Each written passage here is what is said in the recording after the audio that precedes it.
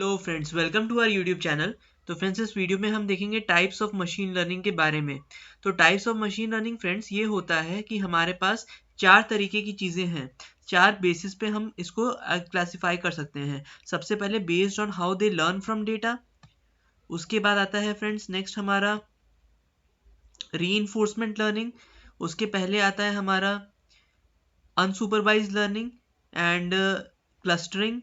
And apart from that हमारा और आता है इसके साथ साथ डीप न्यूरल नेटवर्क्स। ये होता है हमारा on the basis of type of learning. तो on the basis of type of learning की बात करें हम, तो सबसे पहले हमारा आता है इसमें सुपरवाइज्ड लर्निंग। तो इसका की आइडिया क्या है कि it learns from the labelled data. तो जो डेटा सेट हमारे पास होता है फ्रेंड्स, वो लेबल्ड होता है। मतलब कि जो भी डेटा सेट है, जो भी आउटपुट है, वो एक पर्टिकुलर कैटेगरी को बिलोंग करेगा और उसके लिए उसको यूज़ करेंगे हम।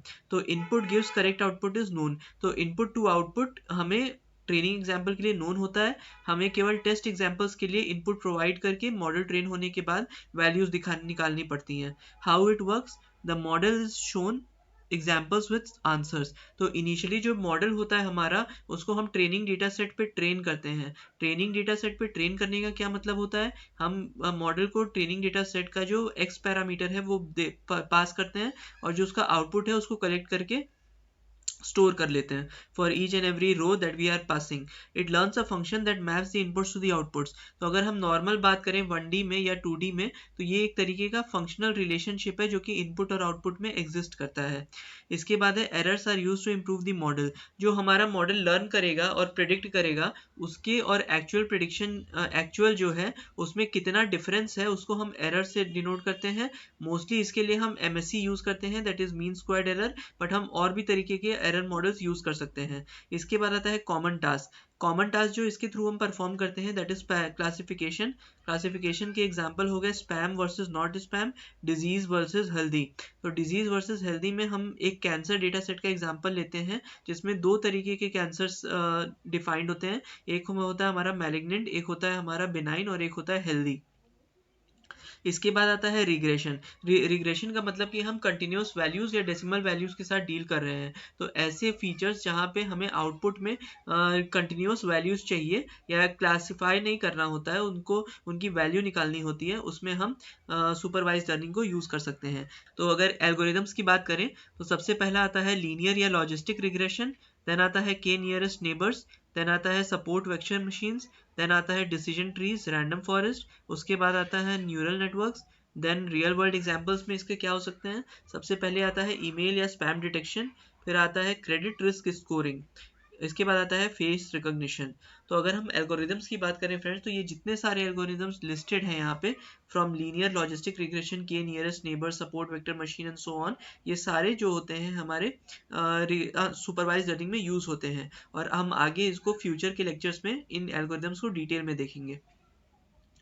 इसके बाद इसका जो रियल वर्ल्ड एग्जांपल्स है, उसमें हम ईमेल स्पैम डिटेक्शन में यूज कर सकते हैं क्रेडिट रिस्क स्टोरिंग। मतलब जितने भी हमारे रिस्क से यूज चीज़ें हैं या फिर हमारा जो भी स्टॉक प्राइसेस है उसको प्रेडिक्ट करना, all of these things can be done using the supervise learning. इसके बाद आता है हमारा अनसुपरवाइज लर्निंग। तो अनसुपरवाइज लर्निंग का क्या मतलब होता है, it learns from the patterns from the unlabelled data. तो अनसुपरवाइज लर्निंग में हमारा जो डेटा होता है उसमें लेबल नहीं होता है, मतलब उसका आउटपुट हमें नोन नहीं होता है। इसलिए ये क्या करता है, क्लस्टर बना देता है सिमिलर पॉइंट्स का together on the basis of some distance parameter. तो जो डिस्टेंस पैरामीटर हम यूज करते हैं वो मेहरानोबिस डिस्टेंस या मीन स्क्वायर डिस्टेंस भी यूज हो सकता है, इसीलिए इसको हम अनसुपरवाइज लर्निंग कहते हैं। No correct answers are provided. Initially तो कोई भी करेक्ट आंसर प्रोवाइड नहीं होता है। Model finds the structure, similarity और द एनोमलीज। जो मॉडल है वो अपने आप से खुद स्ट्रक्चर बनाता है, सिमिलैरिटी देखता है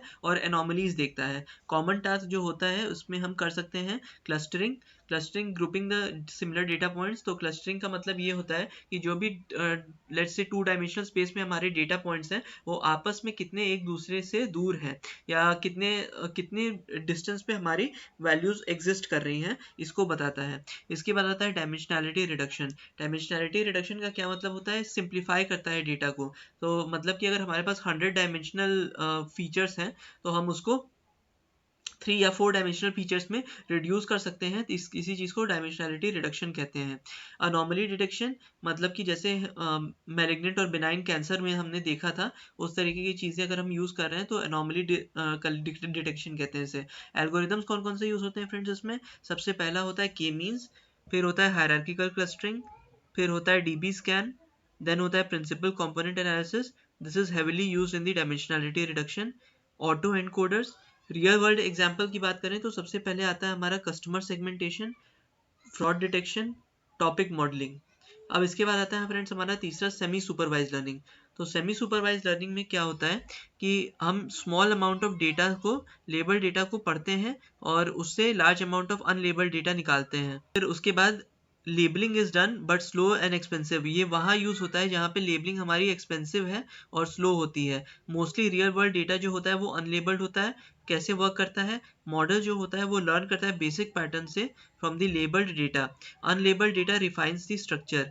real world examples medical imaging, speech recognition, web content classification. इसके बाद आता है फ्रेंड्स चौथा हमारा reinforcement learning.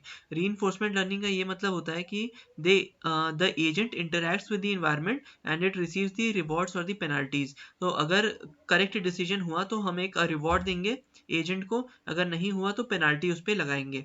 How it works, ये वर्क कैसे करता है? सबसे पहला, agent takes an action, environment response. Agent ने कुछ एक्शन किया, उसके रिस्पॉन्स में एनवायरनमेंट से उसे कुछ रिएक्शंस मिले। इसके बाद एजेंट को रिवॉर्ड मिलेगा अगर वो चीज़ हमारे फेवर में है, नहीं तो उस पर पेनाल्टी लगेगी। की कॉन्सेप्ट्स क्या होते हैं इसमें? Agent, environment, state action, reward policy. जो एल्गोरिदम्स यूज होते हैं वो होते हैं deep Q query networks, policy gradients, PPO, A3C। जो रियल वर्ल्ड एग्जांपल्स हैं वो ऐसे है गेम एआई जैसे चेस और go, robotics, self driving cars and so on. So recommendation strategies क्या होती है? रिकमेंडेशन स्ट्रेटजीज के बेसिस पे हम based on the output type हम क्लासिफिकेशन सिस्टम्स करते हैं। तो क्लासिफिकेशन सिस्टम बेसिकली हमारा class A, group B, group C इस तरीके से एसोसिएटेड होता है, मतलब एक कैटेगरी होगी जो आउटपुट होगी। For example whether it is a spam और not spam, whether it is of a cat और अ डॉग। रिग्रेशन सिस्टम क्या होता है? आउटपुट जो होता है वो कंटिन्यूस वैल्यू होता है। कंटिन्यूस वैल्यू होने का ये मतलब होता है कि जो वैल्यूज उसमें आएंगी वो एक फ्लोट या डेसिमल होंगी इंस्टेड ऑफ अ कैटेगरी। तो for example house prices, stock demand etcetera. अब आता है हमारा based on the model structure. तो हमारा दो तरीके का एग्जिस्ट करता है। पहला है इंस्टेंस बेस्ड लर्निंग। तो आइडिया क्या है? Memorize the examples and compare new data to them. तो इंस्टेंस बेस्ड लर्निंग में क्या होता है कि हम एग्जांपल्स कुछ प्रोवाइड करते हैं इनिशियली, और उसके बाद जो नया मॉडल आता है वो नए ट्रेनिंग डेटा पे कंपेयर करता है और उसको क्लासीफाई करता है। फॉर एग्जाम्पल के नियरेस्ट नेबर्स हो गया। प्रोज क्या है? Simple, no training phase. Cons क्या है? Slower prediction, memory heavy. तो इसके प्रोज होते हैं, ये बहुत सिंपल होता है और इसमें कोई ट्रेनिंग फेज या टेस्टिंग फेज इन्वॉल्व नहीं होता है। कॉन्स में क्या होगा? स्लो होता है प्रेडिक्शन में और मेमोरी बहुत ज़्यादा लेता है क्योंकि हर डेटा पॉइंट को हमें स्टोर करना पड़ता है। इसके बाद आता है मॉडल बेस्ड लर्निंग। तो आइडिया क्या है इसका? It builds a general model from the data. एक जनरल मॉडल बना देता है डेटा के फॉर्म में। एग्जाम्पल इसका होता है linear regression and neural networks. तो प्रोज क्या होते हैं इसके? फास्ट प्रेडिक्शन होता है, कॉम्पैक्ट रिप्रेजेंटेशन होता है। कॉन्स क्या होता है? Training can be expensive. तो फ्रेंड्स ये हमारा मॉडल बेस्ड लर्निंग जो था, इसमें we build a general model from the data. तो एक लीनियर रिग्रेशन का मॉडल हम बिल्ड करते हैं या न्यूरल नेटवर्क का मॉडल बिल्ड करते हैं। ये फास्ट प्रेडिक्शन करता है और कॉम्पैक्ट रिप्रेजेंटेशन करता है, लेकिन कौन से इसके हैं कि ट्रेनिंग जो प्रोसेस है वो बहुत एक्सपेंसिव होता है। इसके बाद आता है friends based on the learning process. तो सबसे पहले आता है batch learning, train once on full data set, no continuous updates. तो बैच लर्निंग में क्या होता है फ्रेंड्स कि सबसे पहले जो हम डेटा सेट है उस पर एक बार पूरे डेटा सेट पे ट्रेन करते हैं और उसके बाद अगर कुछ अपडेट होता है डेटा सेट में तो वो हम उसको केटर नहीं कर रहे होते हैं। तो no continuous update is catered here. Use cases क्या है? ऑफलाइन एनालिटिक्स में हमें इसको यूज करना पड़ता है, स्टेबल एनवायरनमेंट्स में हमें इसको यूज करना पड़ता है। इसके बाद आता है ऑनलाइन लर्निंग। ऑनलाइन लर्निंग का ये मतलब होता है फ्रेंड्स कि हम इंक्रीमेंटली मतलब एक के बाद एक नए डेटा पे उसको लर्न कराते हैं। इट अडेप्ट्स कंटिन्यूसली का मतलब कि जो भी रियल डेटा आ रहा है हमारे पास उसके अकॉर्डिंग वो अपने प्रिडिक्शंस भी चेंज कर सकता है। इसके बाद इसके यूज केसेस क्या है? स्टॉक प्राइसेस जो कि चेंज होते रहते हैं, news feeds, fraud detection and so on. इसके बाद आता है बेसिस ऑफ जनरलाइजेशन स्ट्रेटजी। तो it learns a model before seeing a new data, faster predictions. दूसरा है lazy learning, it defers the learning until the prediction time and more flexible and slower. तो ये था फ्रेंड्स हमारा types of machine learning के बारे में। Types of machine learning में हमने 5 तरीके के देखे। सबसे पहले हमने देखा कि क्या होता है हमारा सुपरवाइज लर्निंग। सुपरवाइज लर्निंग के बाद हमने देखा कि किस तरीके से हम उसको यूज़ करते हैं अनसुपरवाइज लर्निंग में। इसके बाद हमने देखा कैसे उसको यूज़ कर सकते हैं हम सेमी सुपरवाइज लर्निंग में। इसके बाद देखा हमने कि क्या होता है रीइंफोर्समेंट लर्निंग। एंड फिर अलग अलग तरीके की चीज़ें जैसे हमारा इंस्टेंस बेस्ड मॉडलिंग या model based architecture and so on. तो अगर आपको वीडियो पसंद आई हो फ्रेंड्स तो please like to this video and please subscribe to my channel. And ऐसे ही हमारा मोटिवेशन बनाए रखिए ताकि हम और अच्छे कंटेंट के साथ अगली बार उपस्थित हो पाएँ। Until next time, thanks for and bye.